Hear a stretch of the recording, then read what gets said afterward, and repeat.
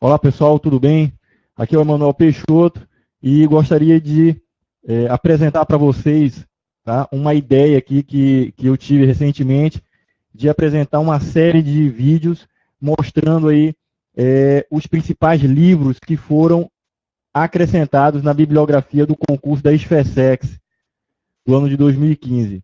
Então, são livros interessantes que devem fazer parte aí de uma boa estratégia de estudo. Ele não pode ser negligenciado, porque a banca já indicou uma inclinação, tá, de mudança, né, de renovação do conteúdo que vai ser exigido.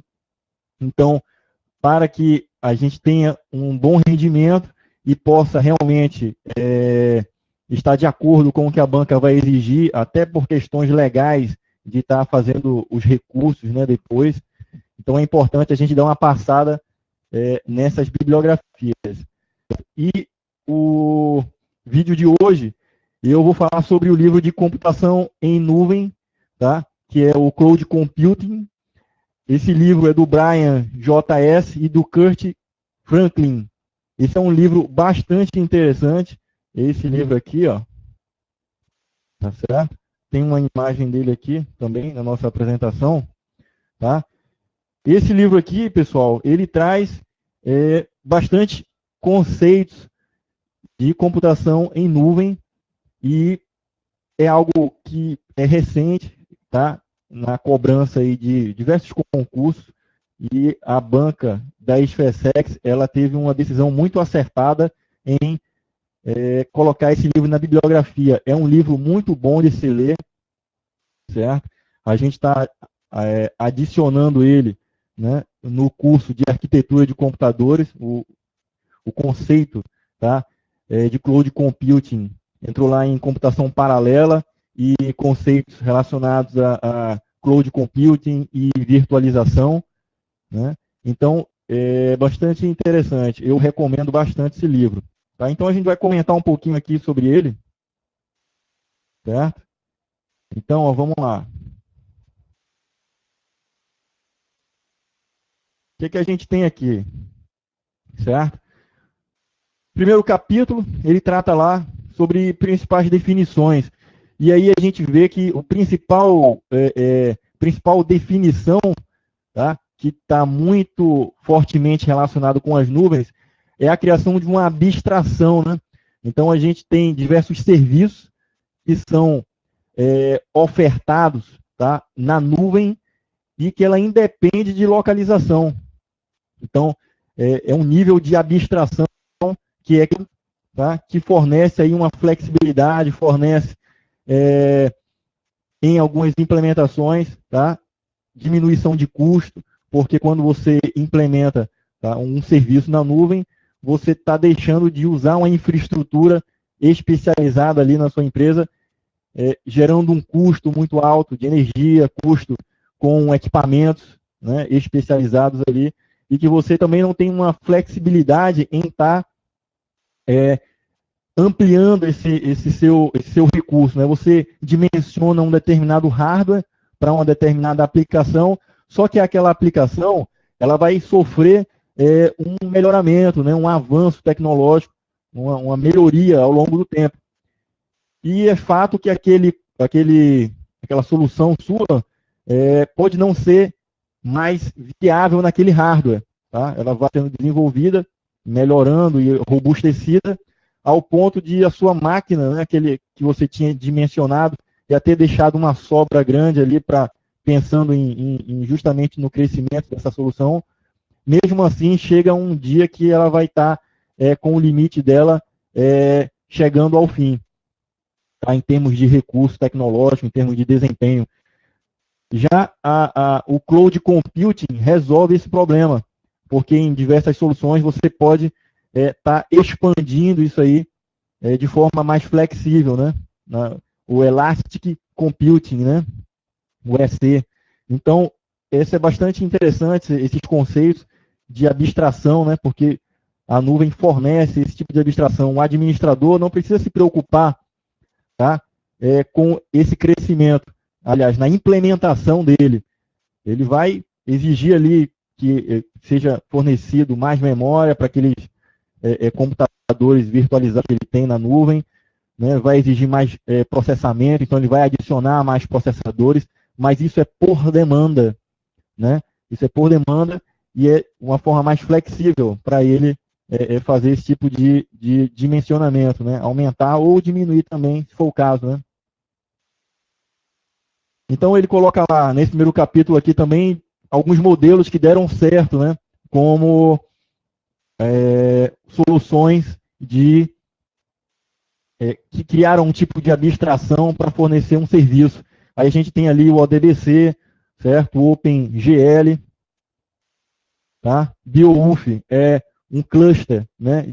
É um software que permite você ter um cluster, tá? Para soluções especializadas aí, tipo científica, e aí ser distribuído em diversos computadores a computação, o processamento de um determinado software, né? Que você coloca. Aí tem o conceito de virtualização.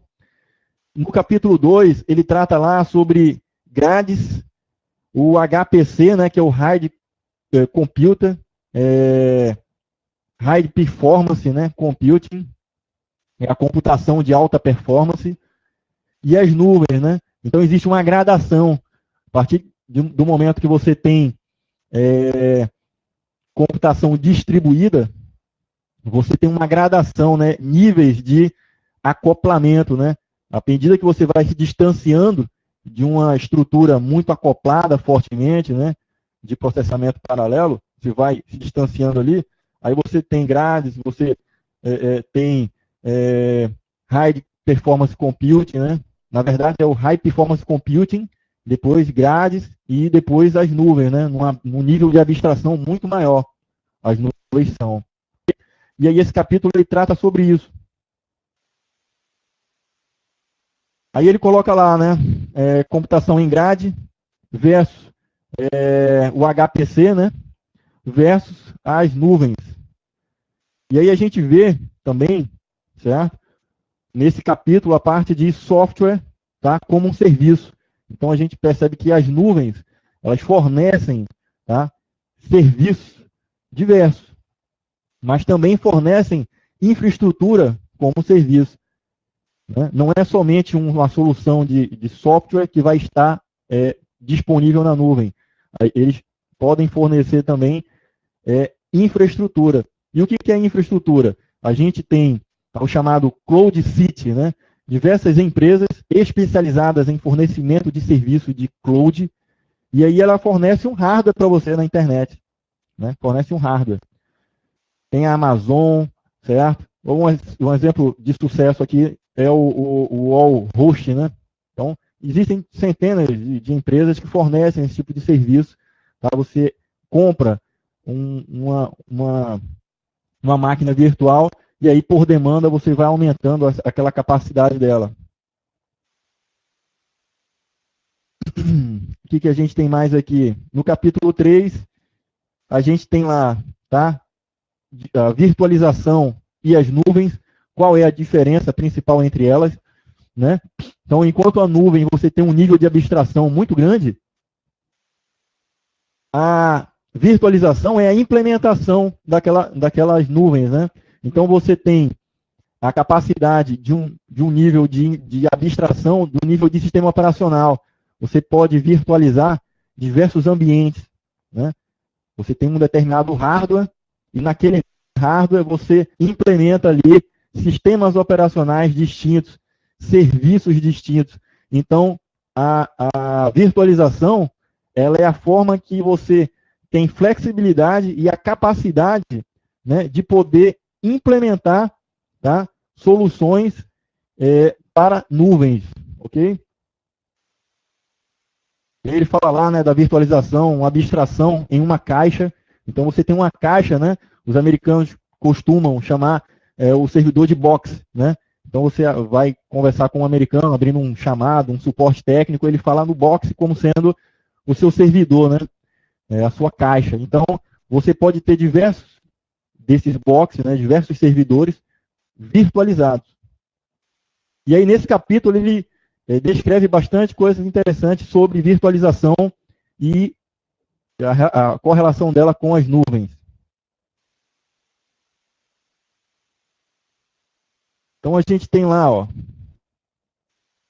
no capítulo 4, aplicativos para nuvens, né? E aí ele vai discorrer lá sobre soluções para internet e soluções, né, desktop. Aí coloca lá o Think e o Thin, né? Coisas interessantes aqui, ó, capítulo 5. Eu não vi nada que fosse relevante aqui. No capítulo 6, provedores, tá, de nuvens, aí ele cita lá o CloudCity, tá, que são essas empresas que fornecem, tá, a infraestrutura como serviço. Então a gente diferencia a infraestrutura como serviço do nosso da infraestrutura como serviço, do software como serviço, porque o software como serviço é você no seu Android ou no seu iPhone e instalar lá um aplicativo. Aquele aplicativo está na nuvem, né? Então aquela empresa que forneceu aquela solução, ela está fornecendo um software, tá, na nuvem. E aí a infraestrutura como serviço é você terceirizando, tá, essa solução de infraestrutura. Ao invés de você comprar servidores para a sua empresa, você usa o que já está disponível na nuvem, né? Então, dependendo da complexidade daquela sua solução, às vezes só um hardware especializado, certo? Um data center específico dentro da sua empresa vai te dar a capacidade que você precisa. Mas uma solução que você pode ter flexibilidade na ampliação, né, a longo prazo, aí você viabiliza isso através das nuvens, né? E essa é uma corrente que está sendo, né, trazida ao longo do tempo e que está sendo bastante usada e implementada, por isso a cobrança aí nos diversos concursos, certo? Aí ele cita aqui o Amazon EC2, né? O Elastic Computing. No capítulo 7, ele fala lá sobre problemas das nuvens, né? No gerenciamento de qualidade de serviço, né? Longevidade, qualidade do parceiro, né? Ou seja, daquela empresa que você vai contratar o serviço de cloud.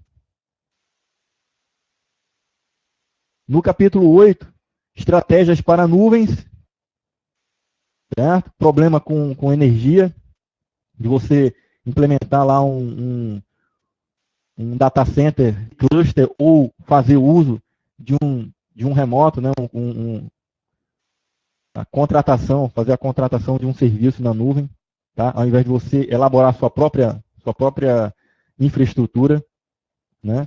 Porque um dos grandes benefícios de você usar a nuvem é justamente você diminuir custo com pessoal, custo com fornecimento de energia elétrica, tá? Então aquela sua infraestrutura que você tem para manter os serviços, se você utiliza ela na nuvem, além de você ter a flexibilidade de aumentar ou diminuir aquela sua capacidade, né,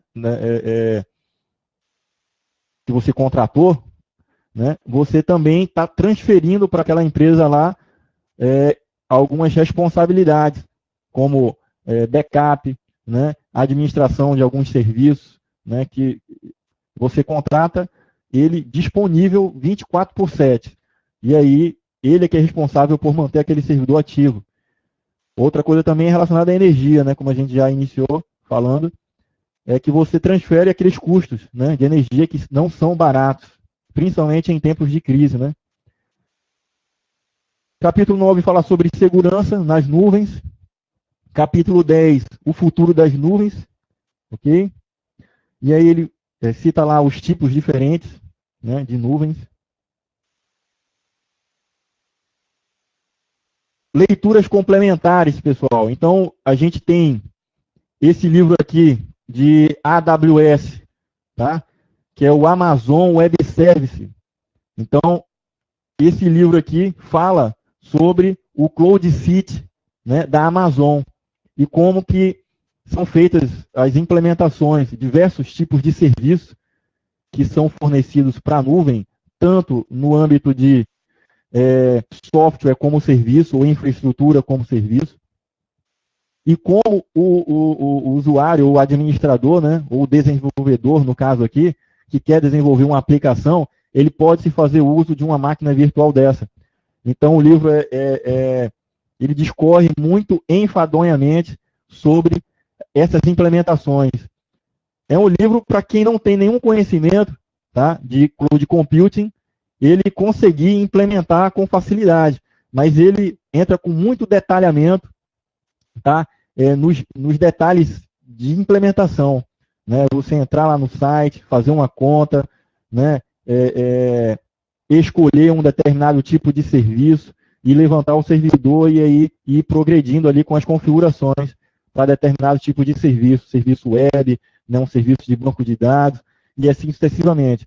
Para concurso, tá, apesar desse livro ter sido indicado no concurso da IFESEX, eu acho que ele é um livro que ele é mais para o técnico que vai implementar uma solução, tá? Ou até o desenvolvedor que está querendo ali fazer uma instalação e resolver o problema dele. Ele é excelente para isso. Agora, em termos de conceitualmente dar informações para você, para nível de concurso, você está, né, vendo ali conceitos e aplicando ele em provas, né, que são exigidas aí em diversos níveis, eu não acho ele um livro interessante para tratar sobre os conceitos de cloud computing. E os concursos aí, né, exigem isso. Tá? Então, se você quer implementar alguma coisa em cloud computing, tá, da Amazon, diga-se de passagem, que ele é específico da Amazon, então ele é um livro interessante. Outro livro complementar para os conceitos de cloud computing, aí a gente tem esse livro aí, ó, aqui, ó, o Computação em Nuvens, tá? Tem ele aqui também, é do Anthony T. Velt. Esse livro aqui, ele é bem interessante também, tá? Eu andei dando uma lida nele, agora ele não é melhor do que o livro que foi escolhido pela banca da IFESEX, que é esse livro aqui de Cloud Compute do Brian JS, né? E aquele livro lá do AWS, tá? Que é que fala bastante de implementações de nuvem da Amazon, que eu, assim, para o concurso da IFESEX eu não recomendo ele, tá? Eu dei uma lida nele e por isso a gente descarta ele assim como sendo um livro para você estudar para o concurso. Tá? Se você quiser implementar ele, usar ele para ler e aprender muita coisa sobre cloud computing e implementação para as soluções da Amazon, então ele é um excelente livro para essa finalidade, não para o concurso em si. Beleza? Então eram essas as dicas que eu queria dar para vocês. Joia? Em breve eu estou publicando algum outro vídeo falando, comentando algum livro que é exigido no concurso da IFESEX, principalmente esses novos livros que foram adicionados na bibliografia do concurso. Beleza? Então fiquem com Deus, forte abraço e mandem ver aí no papiro, tá, pessoal? E fiquem com Deus. Um abraço.